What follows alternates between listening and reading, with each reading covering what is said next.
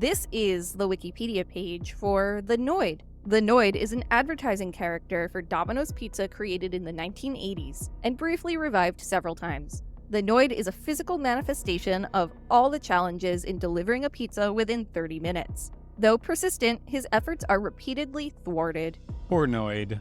Advertisements use the slogan, "Avoid the Noid."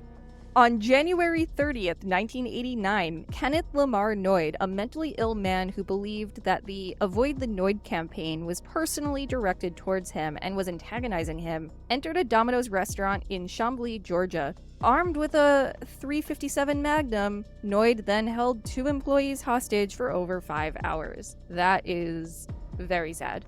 After ranting to the employees that the then owner of Domino's, Tom Monahan, was fraudulent and had stolen his name, he first forced them to call the Domino's headquarters to demand $100,000 and a white limousine as getaway transportation for him. After offering to exchange a hostage for a copy of American postmodern author Robert Anton Wilson's 1985 novel, The Widow's Son, Noid reneged on his offer when an officer brought him the book.